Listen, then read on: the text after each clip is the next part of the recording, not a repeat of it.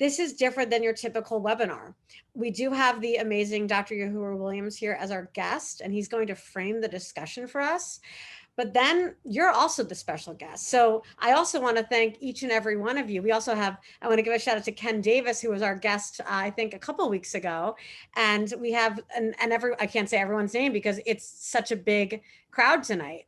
And I think it shows how popular this topic is. So I'm a high school teacher. I've been teaching for I'm a high school history teacher. It's pretty obvious, I bet, that I'm interested in this topic. I've been teaching for close to 2 decades, and I will definitely share with you all how I've been teaching about the election of 2020.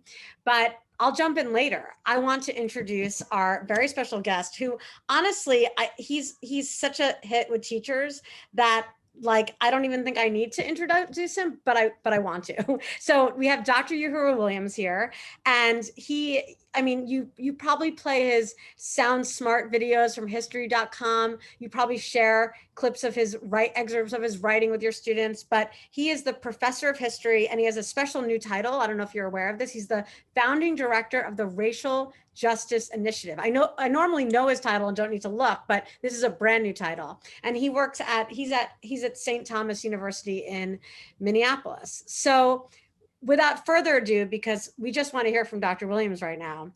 Dr. Williams, I would love for you, I think the first thing that we need to do before we even talk about election 2020, how we're teaching it, the struggles we're having with it, I would love for you to frame this for us the way you just do it best. You're so great at the historical framing. So I already see the slides coming. So without further ado, Dr. Williams. So I'll try to do that justice. I do want to say thanks to Dave and Ken for showing up. And I have to call out my good friend Jenna Rael for also being here, and Phil Linder and so many great teachers that we know. So thank you all for coming.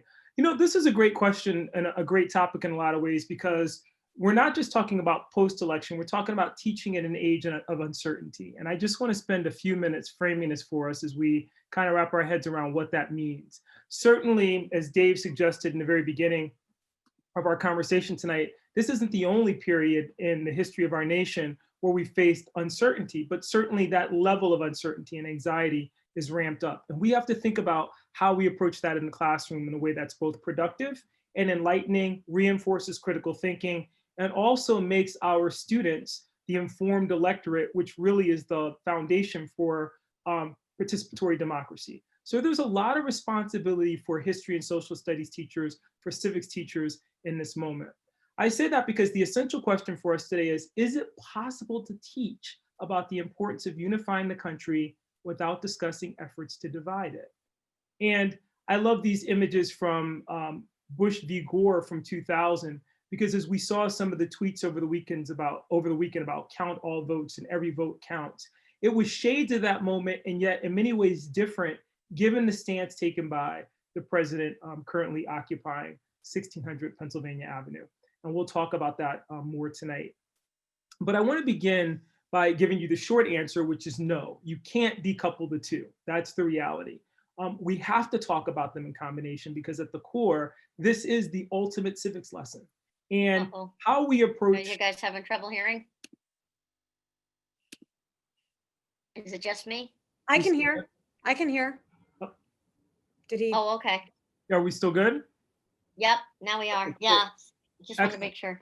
Sure. How we approach this moment, if I go back just a second to reemphasize this, is going to be critical in terms of helping young people not only process this moment, but in terms of how they'll show up in future moments in our history and recognize their role in our participatory democracy. And I'll say that early and often today. I want to begin very quickly with some conventional wisdom from James Baldwin, who said, "The paradox of education is precisely this, that as one begins to become conscious, one begins to examine the society in which one is being educated, in which he is being educated."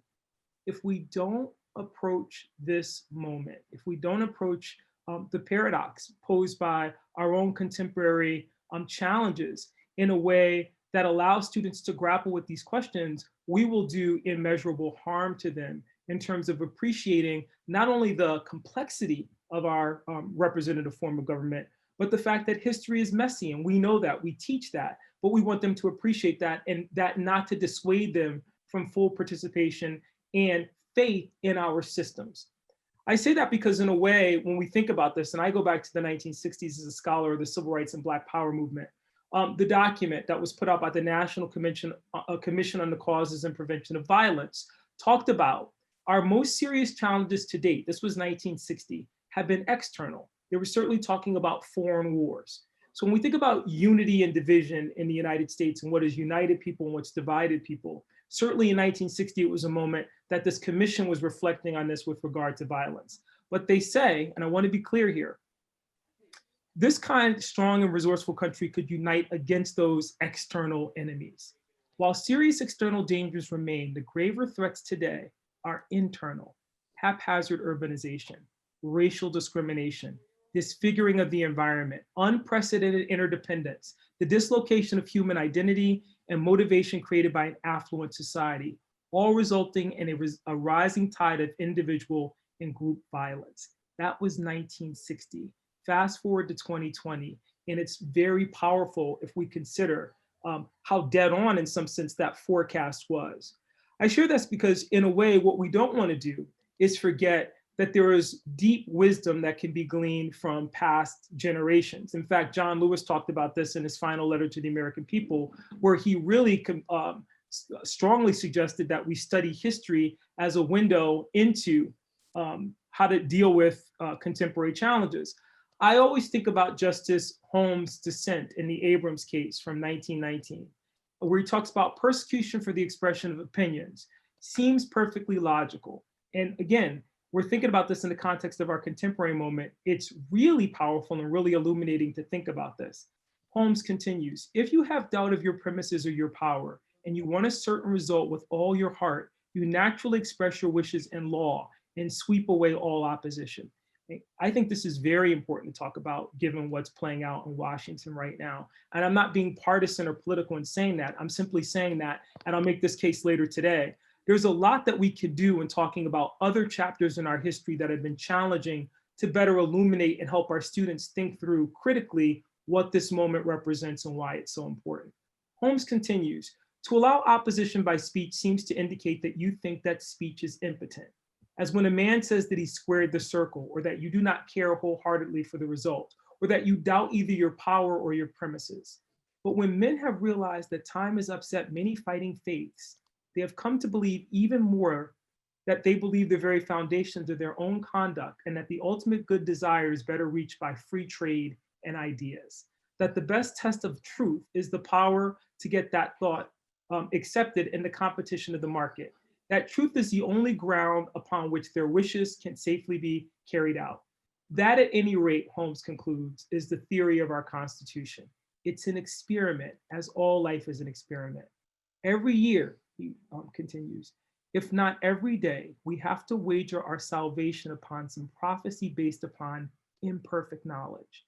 While that experiment is part of our system, I think we should be eternally vigilant against attempts to check the expression of opinions that we loathe and believe to be fraught with death, unless they so imminently threaten the immediate interference with the lawful and pressing purposes of the law.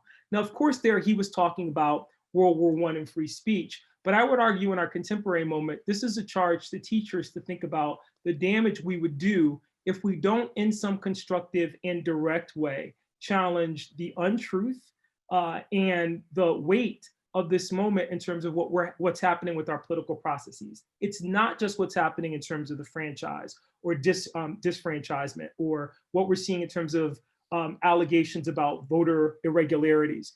It's also the damage that's been done to the media and the press, how we get information, the very foundations of our government and how we interact and engage with one another that we're going to have to repair in the next couple of years.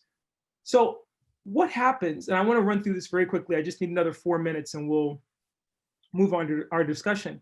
When we put that ethical, professional duty, moral responsibility, and ethical obligation on history, social studies, and civics teachers, we have to ask ourselves the question, what happens when we don't teach the hard stuff? When we don't teach the hard stuff, we don't live up to what Thurgood Marshall framed for the nation in the aftermath of Brown versus Board of Education, where he argued in 1958 that education is not simply the teaching of the 3 R's. It's teaching of the overall citizenship, to learn to live together with fellow citizens, and above all, to learn to obey the law. This is powerful. Of course, he was talking about that in the context of Little Rock, and he continues, I don't know of any more horrible destruction of the principle of citizenship than to tell young children in Little Rock that those of you who withdrew, rather than go to school with Negroes, come back, all is forgiven, you win. What Marshall is saying there is not about taking out retribution against those people who refuse to integrate, but he's also saying we can't forget what happened and bury our heads in the sand, or we basically will confirm and perpetuate that behavior. He continues, therefore, I'm not worried about Negro children in these states. I worry about the white children in Little Rock who were told as young people, the way to get your rights is to violate the law and defy lawful authorities. I'm not worried, I am worried about their future. I don't worry about the Negro kids' future. They've been struggling with democracy long enough. They know about it. I love this because Thurgood Marshall reminds us that democracy is something to be struggled with. In fact, we've heard a lot over the last couple of days from John Lewis to Kamala Harris invoking John Lewis on Saturday night that democracy is not guaranteed. And we have to think about it in those terms. Very quickly, again, last couple of slides here. I want to think about other moments when we were faced with challenges which may not seem as great today, but at the same time required us to think through how we tackle these large questions. I think about Justice John Marshall Harlan's dissent in the civil rights cases of 1883, where he has to take on the majority of the court as the sole dissenter in that case against their decision to invalidate the Civil Rights Act of 1875. And Marshall in this case says, my brethren say that when a man has emerged from slavery and by the aid of beneficent legislation has shaken off the state of slavery, there has to be some stage in his progress where he takes on the rank of mere citizen and ceases to be the special favorite of the laws. What's powerful about this, and I don't have time to talk about it in depth today, is that part and parcel of what Marshall was saying in that moment is that in spite of the fact that you had a Civil War and Reconstruction, no less than 7 major pieces of legislation meant to ensure absolute equality before the law for African Americans in the aftermath of the Civil War. In 1883, if they were the special favorite of the laws, it wasn't because of the 13th, 14th, and 15th Amendment. It was because of the violence and political chicanery, the poll taxes, the literacy test, the grandfather clauses, and other efforts to limit and restrict their freedom as American citizens.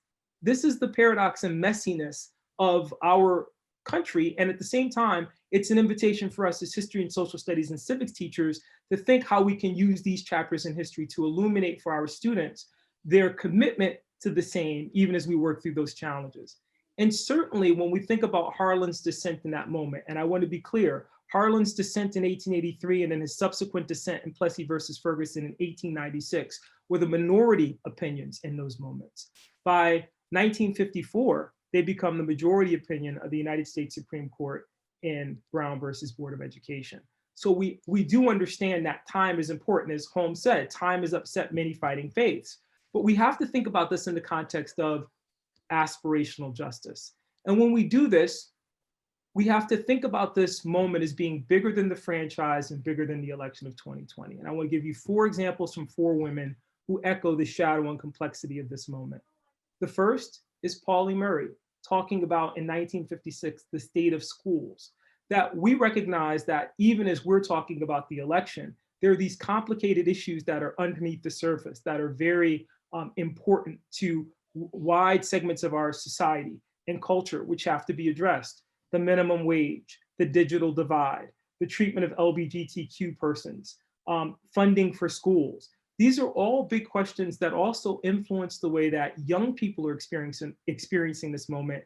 And we need to, in some sense, engage those questions to increase and continue that dialogue. I think about Melba Patilla Beals, the youngest of the Little Rock Nine. I love that she kept a diary, and in her diary she wrote, and I love this image of her, how strange I thought to be involved in something the whole nation considers among its 10 most important stories. If it's that important, you think somebody would do something to make the Central High students behave themselves. Is it that nobody cares or nobody knows what to do? I love the generosity of Melba Patilla Beals, but I also think that this is another good example of why we need to act in this moment and to think about how we can engage young people. because they're asking the same questions. They were asking the question before the election. They're concerned about the vote count and whether this represents, or some are, a repudiation of what we've seen over the last 4 years. And now that we have a moment where you have a president-elect and a vice president-elect and no movement from DC, those same questions may be weighing on them that young Melba Patella Beals recorded in her diary, and then subsequently, due to Little Rock, wrote a book, Warriors Don't Cry, where we know her intimate thoughts, but it gives us a window into the intimate thoughts of young people right now who must be suffering in the same way. We as teachers have to address that, and we have to talk about that in a substantive way. Last two quick examples. We can talk about Frances Willard in 1856, talking about being denied the right to vote as a woman.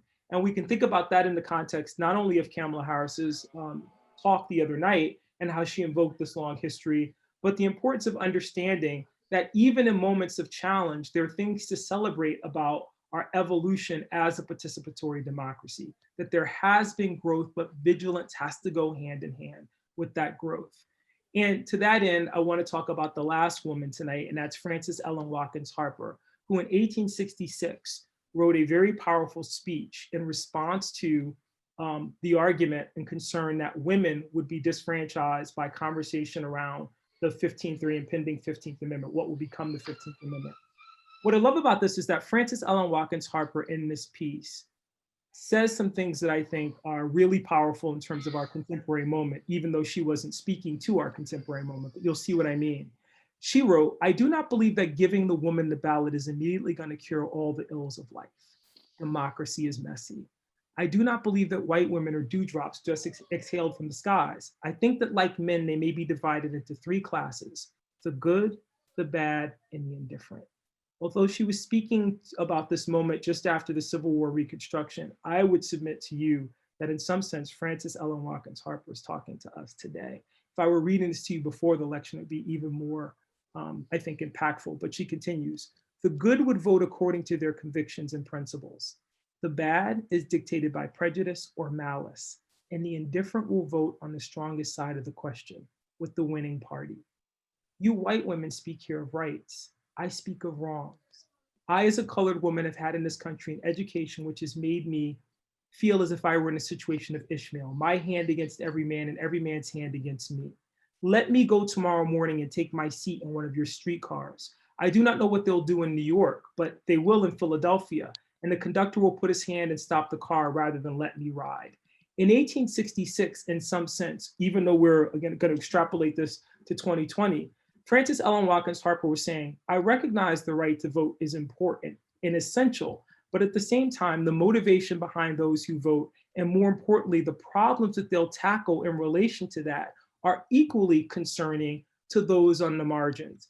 I love this because we tend to, when we teach Plessy versus Ferguson, and we teach Rosa Parks and Montgomery in 1955, rarely do we talk about Elizabeth Jennings in 1854, who sues the city of New York for refusing, being forced off a trolley car. And rarely do we capture the stories of people like Frances Ellen Watkins Harper or numerous others.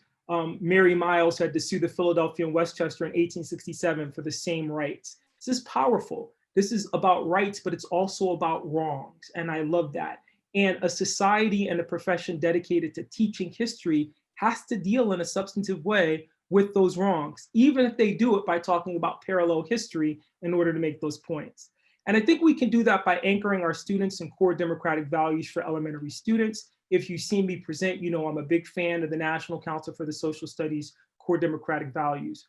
What do they commit us to?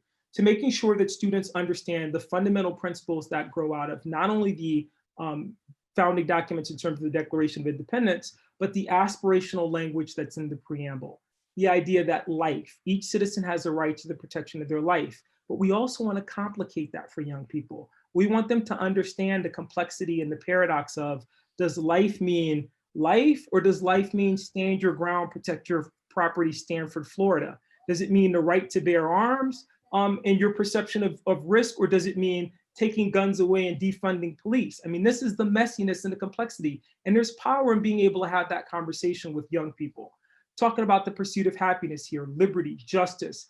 I love that popular sovereignty is here, not a concept that students often talk about unless we're framing it in terms of the age of Jackson, but very simply defined by the National Council for Social Studies here as the power of government comes from the people. And then my favorite one in this list, and I'm not making this up, truth, the government and citizens should not lie. When we think about it in that context, and we go back to Thurgood Marshall, it allows us to recognize in the language of Dr. King in 1956, when he was talking about technology and the new emerging impact of technology, the new age that brings new challenges, that he said, first, we are challenged to rise above the narrow confines of our individualistic concerns to the broader concerns of humanity. King argued this was 1956, and it was true in 1956. It's even more true today. The new world is a world of geographical togetherness. That's why the George Floyd killing resonated all over the globe. This means that no individual or nation can live alone. We must all learn to live together or we'll be forced to die together. This new world of geographical togetherness has been brought about to a great extent by man's scientific and technological genius. Man, through his scientific genius has been able to dwarf distance, not only in terms of how fast our vehicles go from trains, planes, and automobiles, but literally to the internet, the speed of communication and social media, and place time and change. He's been able to carve highways through the stratosphere. But the question fundamentally is, what are we doing with that technology to leverage those core democratic values, that common good? When we think about this then, whether we're talking about the response to COVID-19 by the present administration, or this fascinating political cartoon about smallpox and misinformation from the 1930s, there's abundant material for us as social studies and history educators to really help our students understand. And I love this, anti-everything, Mr. Fearless, the faddist, and anti-vaccinations, and the prejudice and misinformation that helped the smallpox pandemic to grow. We could talk about this in terms of science deniers, an ultimate unit on how science has influenced history, Rachel Carson. We can look at this in the context of the response to Silent Spring as an example of how science matters, and these parallel lessons can help illuminate. We could talk about this in terms of the necessity of an informed electorate, using the language of founders like Thomas Jefferson and others to indicate the importance of having an independent press and a press that we can have faith in, and not having officials undermine our confidence in those institutions. And when we do that, then we can, without seeming, because we had a couple of comments on the side already about how do I avoid appearing partisan? I'm teaching about the importance of an informed electorate. I'm not being partisan and asking the question about why in this moment that's at risk. If we do that, and we can look at media, politics, and innovation in that way, we can talk about what that looked like in various periods of our history. Love these two political cartoons about Ronald Reagan. We can really force students and ourselves to grapple with the inconvenient truths about what it means to live in a participatory democracy, what it means to take on what John Lewis said back in the summer about our need to be vigilant in order to maintain that. And at that point, or at this point, I am going to stop and turn it back over to Sari. Wow, that was amazing. I think everyone here is, like always, riveted. If you look in the chat, everyone is riveted by what you just shared with us. And I know for a fact that I could keep listening for another couple of hours, but that was amazing. And I think I want to get to, there's so many amazing points in the chat. And one thing I just wanted to say was, this was so helpful because I think that what you like, we always talk about model teaching. And I think what you just did is you addressed a lot of the concerns by modeling to us how you can frame a discussion around something that's considered quote unquote controversial in a way where you're not telling the student your opinion. In fact, you didn't tell us your opinion. I still don't know your opinion, but you framed it with, I mean, I do off the record, but I actually, you know, if I just met you today and observed this presentation, you are framing it and modeling it with just the facts of history. And of course, you know, there's bias in the presentation of everything, including what people you chose to highlight or not. But I think that one can't argue with the fact that you're presenting us with primary sources and facts and stories that are not made up to frame the discussion. And then, because what I'm seeing in this conversation, and let's get into it. Let me stop equivocating. Let's get into it. And so I'm going to just, the way these work, if you haven't been in one before, is we kind of call on you. And unlike when I'm teaching from home and I call on students and ask them to turn on their cameras, it looks like everyone has their cameras on. So I already feel like I'm not talking to a bunch of avatars and members of K-pop bands. So if I bring up your question, I mean, if you don't feel comfortable with it, you can stay quiet. I'm used to that as a teacher, as you are too, with remote learning. But we'd love for you to actually ask your question. So there's a lot, and I want to, there's definitely a couple of themes that I'm seeing, but I want to start with Phil Linder out of New York City. Asks, he actually, we are both teachers in New York City, and we work with populations that I have found have been asking this question a lot this week. So Phil, do you mind jumping in? Sorry to put you on the spot, but also not sorry. Can you jump in with your question about imposing forced unity that you brought up at 7:04? Do you mind? I do not mind, nor am I too surprised that you called on me right off the bat, because I talk a lot offline. Yes. So my question is, first off, you're good to see you again. I haven't done this before, so I'm a little nervous. So everybody bear with me a second. But my question is, and this is, I've been trying to watch different news sources and like this call for unity and why can't everybody look, whatever is going on in Washington, like everybody's got to remember that 70 million people didn't vote for the president-elect, and we should work together or else nothing will get solved. And then of course the exact opposite thing was happening 4 years ago on the flip side. But my question is, I have students, every class I teach, I'm the only white person in. My students are from New York City. I teach in a public school. We even have done a poll prior to the election. It was like, hey, who do you think's gonna win, or who do you want to win? And it was 93% Joe Biden. And my question is, how do we, or do we support unity, and where do we draw the line in having our students feel the need or feel as though they're being pressured to give up or bend some of their non-negotiable fundamental beliefs? If we have students, and I'm not saying that the 7% in my school don't deserve to be heard, of course they do. Right. And I find that my best way of doing that is just kind of handing stuff over to them and being like, well, you guys talk about it and let's work it all out.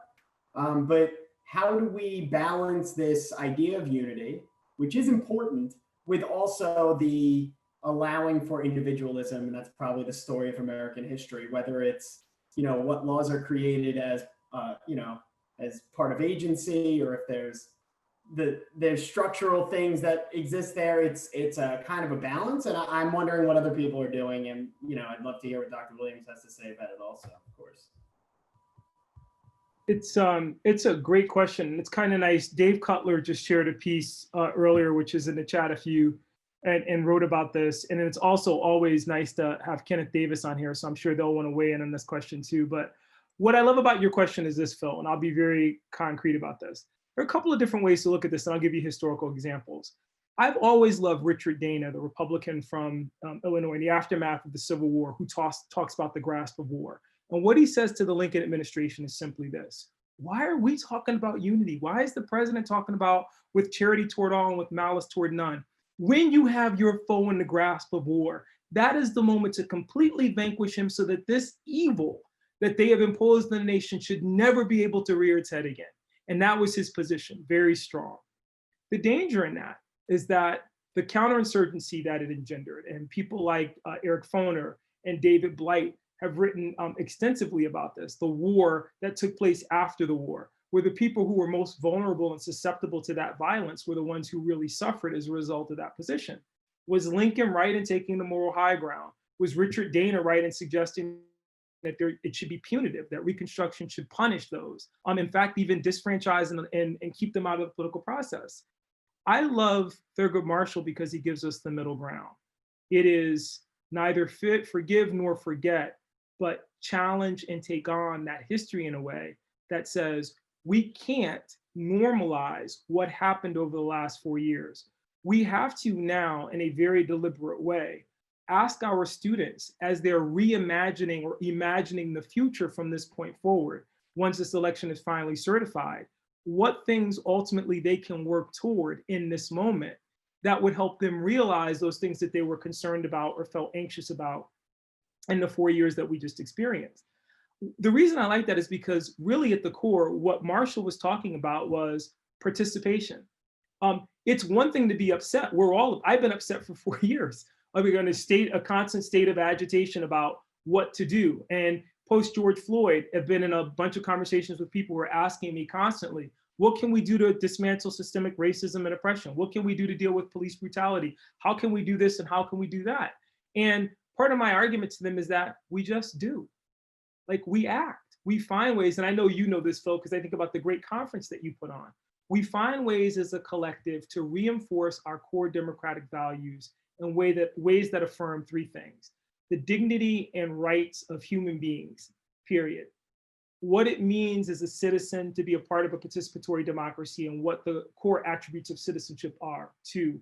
And number three, and perhaps the most important, the point that you made, the point that Dave made, and the point that we all agree upon, that there is such a thing as an objective truth in the context of process.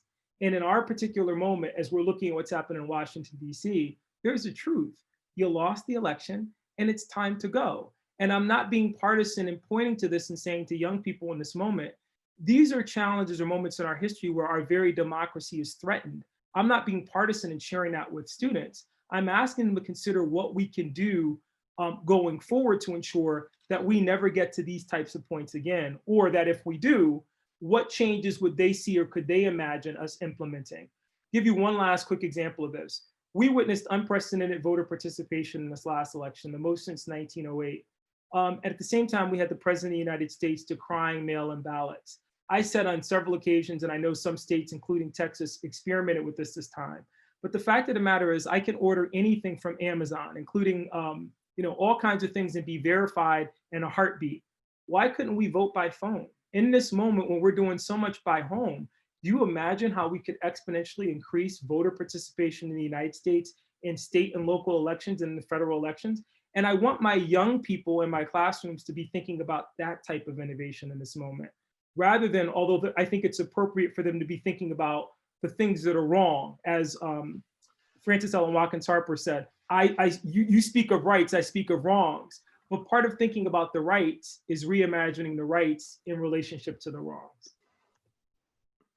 Thank you for that. And just to add on to that, another great point to bring up with students is, why is it that in other countries you're automatically enrolled to vote? And in our country, it's a process, sometimes confusing, depending on the state you live in, right? And it's all about asking the questions, because clearly that's a loaded question. Who is gaining from it being complicated, right? And why are they making it complicated? And why are they adding those extra steps you need to take? And so just by asking questions, you're having that conversation. Let the students engage in it. And Phil, I'm glad you asked that question, because my students, and I wrote this in the chat, on Monday, which was yesterday, which feels like, or whatever day, was it yesterday? Time is I don't even know what time is anymore. They were asking me that very question. Why are we being asked to, because most of my students are BIPOC, New York City Public School. They were asking, and then I want to talk about other types of populations, because there's a lot of questions like that in the chat. They were asking me that same question in so many words. We're being asked, we like the idea of unity. I wish we could all get along, but why am I being asked to unify with some people who are actively working to disenfranchise people who look like me in certain states? And I said that you have every right to ask that question. Now and this is going to transition to the other types of schools where people teach in populations, I am very lucky to teach in New York City, not because I'm being like, go New York. I'm lucky because pretty much every one of my students, I see myself as an advocate of my students, and we basically share the same opinions and beliefs and all that kind of stuff, right? But I still tell them it's an open forum and all that stuff, and it's fine. But I can do that. I'm also tenured. I'm a little bold. I'm bolder than the usual teacher. Let's be honest, right? And I'm willing to kind of go down for that because it's what I believe in. And it only started in 2016. But that's the privilege I have, and I totally acknowledge that.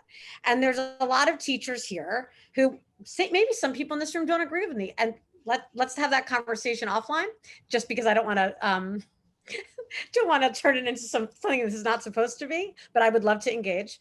But I want to actually, there's a bunch of teachers saying this. I know Catherine is not going to be uncomfortable being put on the spot, I think. So Catherine, you're still here, right? Is Catherine still here? I hope. Catherine? Oh, there you are. I'm here. Hey, so you, I think that if I taught at your school, I would probably get fired yesterday. I think we've already discussed this.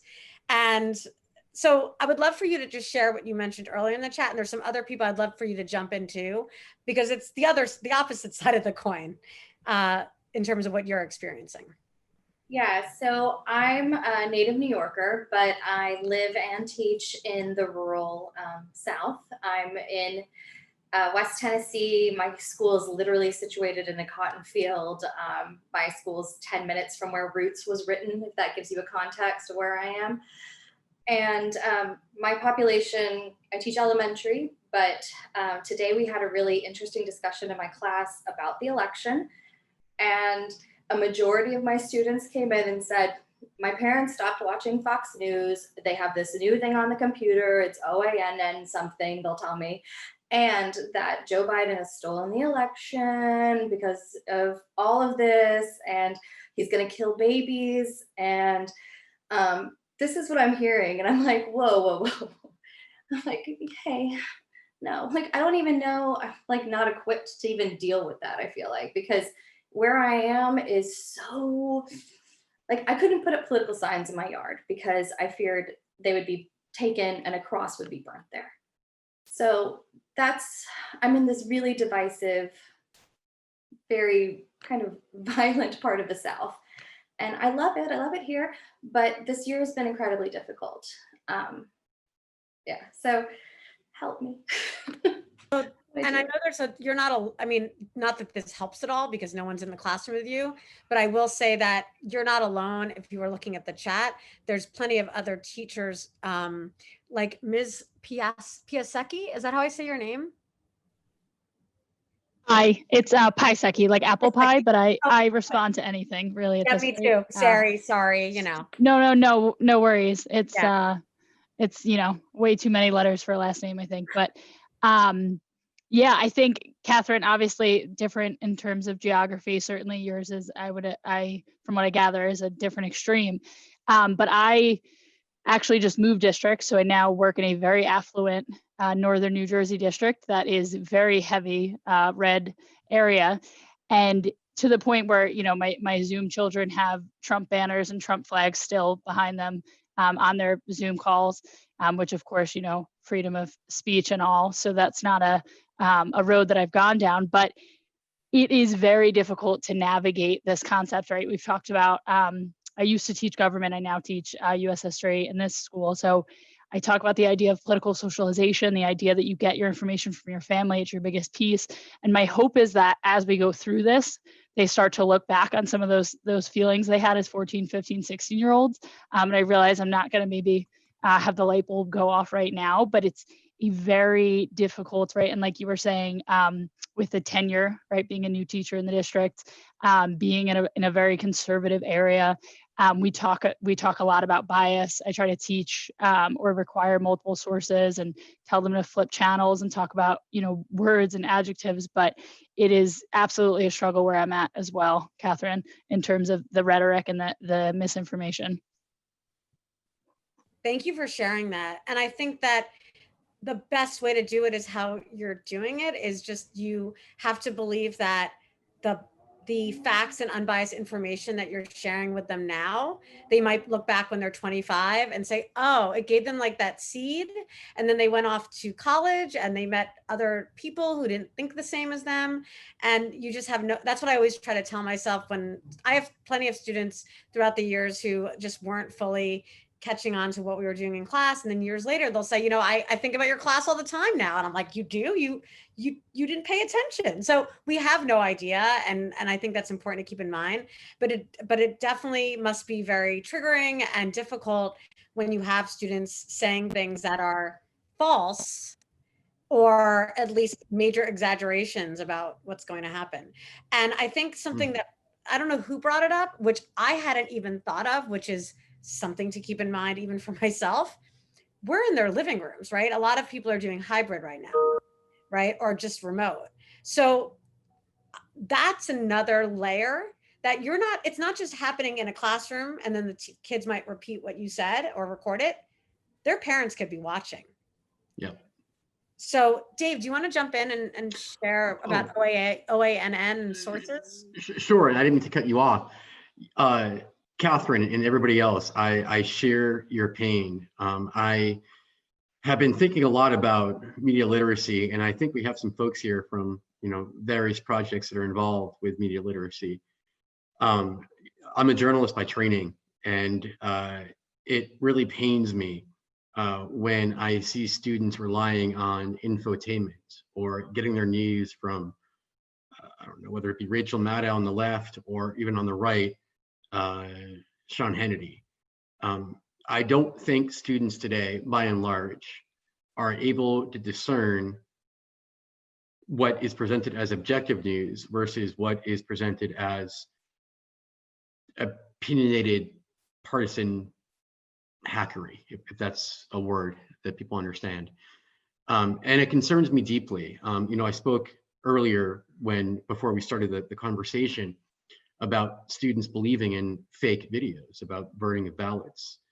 And today I had to spend 5 minutes showing students, this student in particular, that video that Eric Trump retweeted was fake. And he didn't believe me. And I teach at a pretty affluent private school in Massachusetts, where students have, or should have access to credible information through devices. Newspapers are delivered to our school every day still. And it scares the heck out of me. It really, really does. But what is also scary to me, and I'm curious to hear what other people's views are, is when I say that I read the New York Times, make no mistake, that is a political statement. And to me, that's scary because I don't think people, again, can discern the left-leaning opinion pages of the New York Times with its front page. And there's such a lack of how newsrooms actually operate. But by me saying I read the New York Times, Catherine, if I were you, I don't know, maybe I would get in trouble. Or if I said, my God, that I read the Atlantic, I would be, who knows? And it just really concerns me. And I don't quite know what to do about it other than to keep modeling for students the kinds of sources that I trust, that I find reliable, and let them know how newsrooms operate. But it's an upward battle. And no matter what I do, it seems that every year, students just don't know what sources to trust. And it scares me to death. It really does. But I'll stop there. So. Yeah, thank you for sharing that. And I think one tactic that I've used that has been helpful has essentially been talking about that idea of horizontal versus vertical reading that I'm sure that you're all familiar with.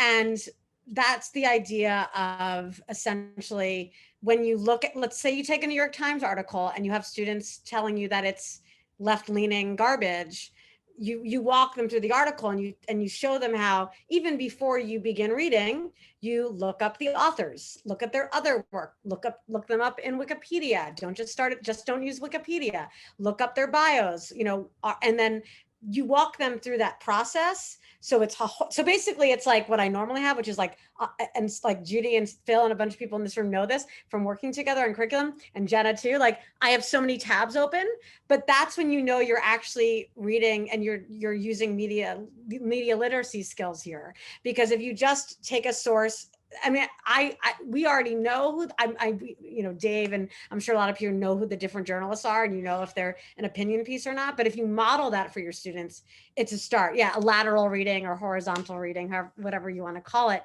I think modeling it is helpful. But again, I think that it goes back to what Miss Pisecki was saying, which is that if you're teaching a certain, I said it right now, if you're teaching a certain population that has been socialized to only think that Fox and Friends and OANN and other sources like that are the truth, and the rest of it is a bunch of baby killers looking to sell body parts. I've seen that about our vice president-elect. You're not going to be able to argue with them on that, but I think you can provide them with the resources and frame it the way that Dr. Williams did, and only hope that like maybe you plant that seed. And I also like to tell my students that, and we had this conversation today, and I said, you know, there's a bunch of studies that show that we're more social than political, and so we tend to align ourselves. We're tribal. So if everyone in your family is like Fox News, Sean Hannity every night, Tucker, you want to bond with them. I know I just gave people nightmares, but maybe not. But like then that's how you bond and connect, right? And so that's something to keep in mind, that we're more social than political, and our politics often, it's rare that you meet a kid who's 5 and is like has very strong political beliefs about various like even local issues. I know that we have Ken Davis here, and he just wrote a book called Strongman, right? Ken, are you still here? I am. Strong men, not just, no, strong man. I was right, Vicki. It's strong man. There it is. There it is. So I'd love to just hear what you're thinking and hearing this conversation. Thank you, Saribeth, and thank you, Dr. Williams. That was awesome. And Catherine Vaughn, it's great to see you again. I feel like we're old friends. And I also see Jenna Ryle, who I've spoken to, but we've never met. So I feel like this is old home week. And Dave, I've been in your classroom. I'll quickly mention right there, I offer classroom visits to schools, and Dave can vouch for me. I'll come in and talk to your kids, and I love to do it. This is the best of times and worst of times, as Dickens put it, because we are going through the worst of times. But I've been so heartened by the sight of what I see young people doing in this country right now, and not just turning out to vote, but being involved and being actively engaged. And I think that we have you guys, teachers, to thank for that. So I'm very, very grateful for what you do. And I know how hard it is right now. I know how hard it is under normal circumstances. And it's just been magnified incredibly by this Zoom experience, this virtual experience. I actually was a student for a night. I was taking a course at the Borough Manhattan Community College and dropped out after one night. I couldn't do remote learning. So I know how hard it is on both sides. So I really appreciate what you're doing. I'll happily come into your classrooms. Go to don'tknowmuch.com, look for this teacher button and reach out to me. I have many thoughts because there's so much going on here, but apropos of strongman, first of all, and I think that this is where history is so important. Today is the anniversary of Kristallnacht, and your students should know what Kristallnacht is. It was this terrible day in 1938 where the Nazis went in and destroyed Jewish homes and businesses and synagogues. And it's a piece of history that we have to keep talking about, because this is what happens when the majority becomes murderous. And that's a dangerous thing in this time. This is a dangerous moment for our democracy. I don't remotely think that we are free and clear of it. I'm struggling with this just like the rest of you are right now. This is a very, very dangerous moment in our history. I've been writing about history for 30 years. I've been living history for a lot longer than most of you have been alive, I think. And I've never seen anything like this moment in my life. I mean, there's been no precedent for this in American history. You can, talk about 1800 maybe. You can talk about 1861, where the cavalry had to guard Abraham Lincoln's inaugural. But we're in a different place that we've never been before. So it's a really trying time. I'm going to tell one very quick story about how dangerous a teacher's views can be, however, because it's an important story in my own past. When I was a freshman in high school in 1968, now you can do the math, I did a presentation. We had to debate the Arab-Israeli conflict in class.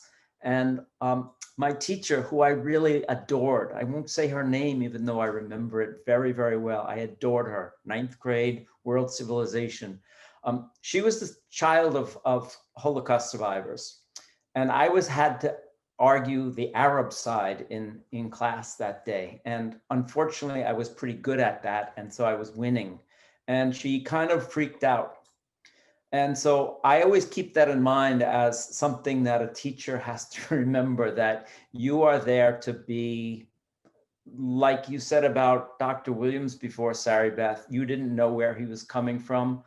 We have to maintain that kind of being the Supreme Court judge sitting there, taking all the facts in and being the scales of justice. So be very, very mindful of that your own prejudices can be very, very powerful in the classroom.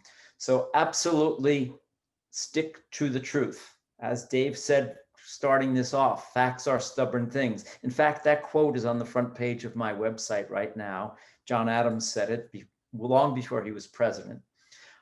So facts are stubborn things, and I think we have to keep coming back to that. So I'm all over the place here because there's so many important things that you're talking about. But I think that the final thing I would come down to is something that what Dr. Williams said that reminded me, something he reminded me of when he spoke about the good, bad, and the indifferent. I'm sure a lot of you teach the bullying protocol these days of telling your kids to be you can be a bystander, a collaborator, or an upstander.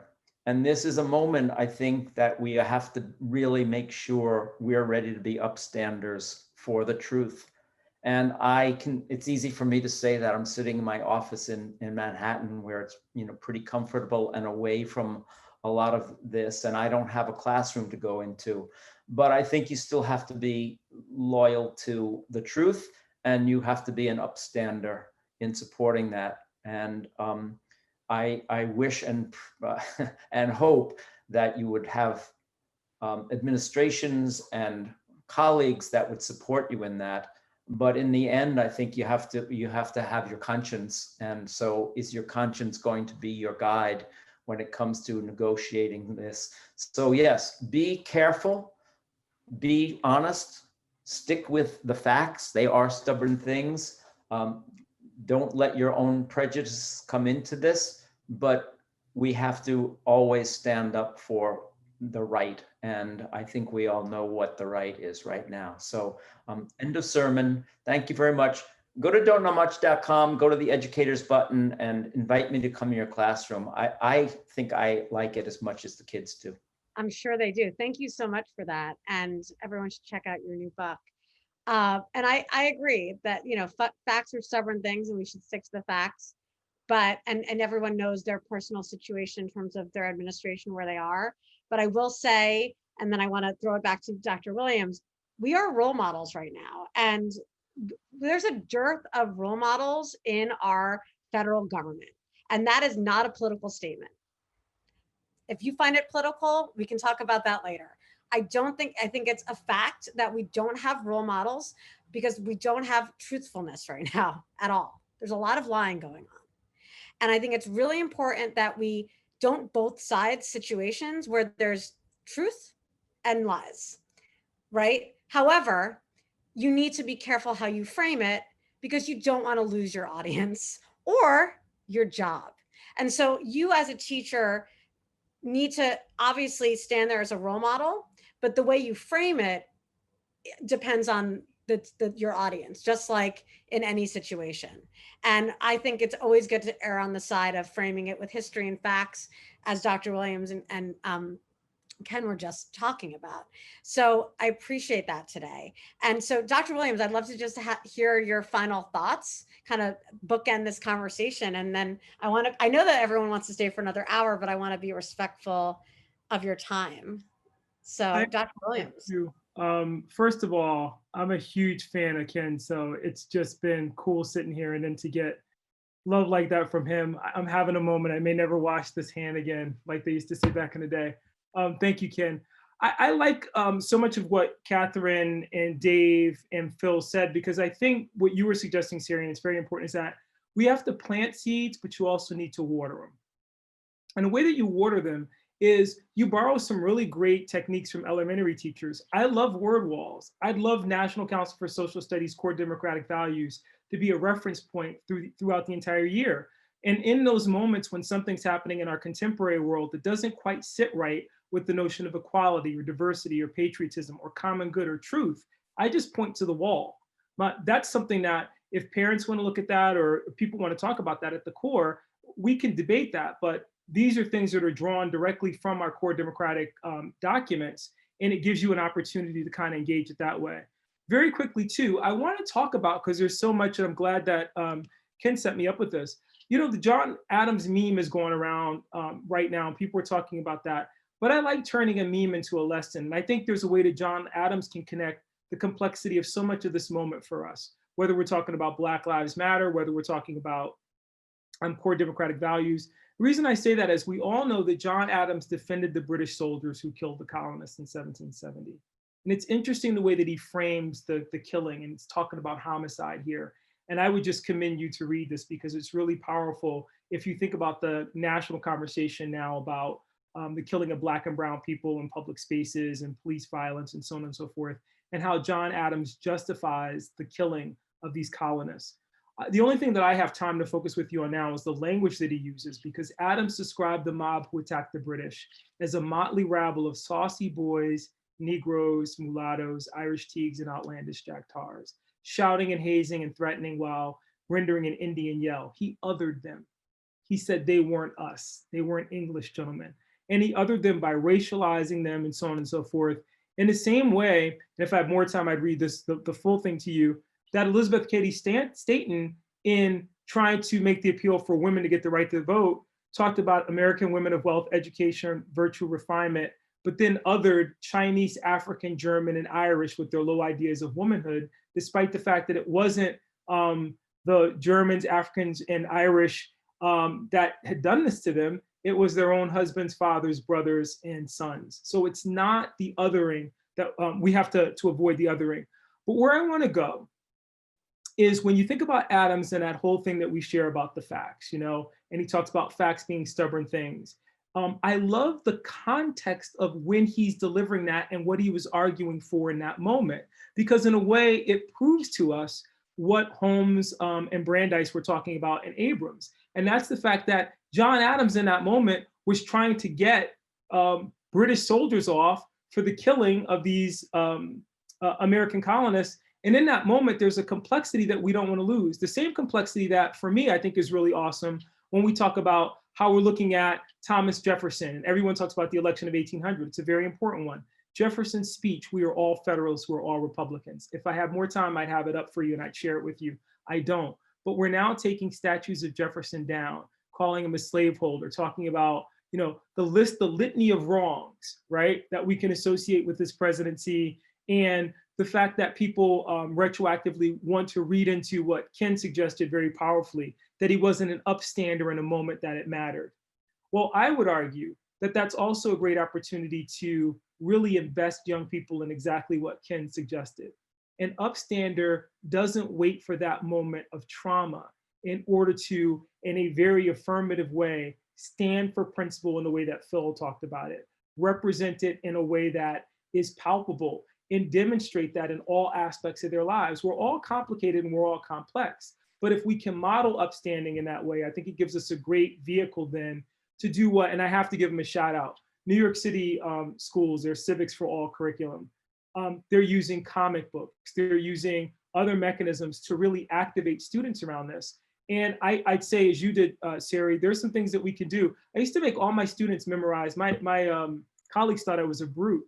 The 14th Amendment to the Constitution. But at the end of the day, there's no way that you can memorize the 14th Amendment to the Constitution and then watch certain pundits and not walk away from that and be like, that just doesn't really fit with what I had to memorize about the Due Process Clause or about any of these other aspects of this important legislation.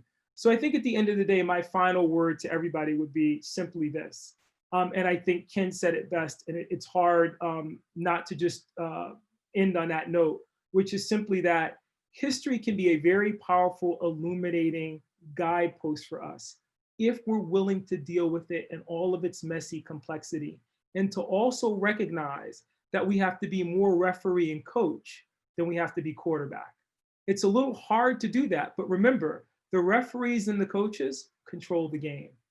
The quarterback wins or loses. I love that. And I don't follow sports, but I get that.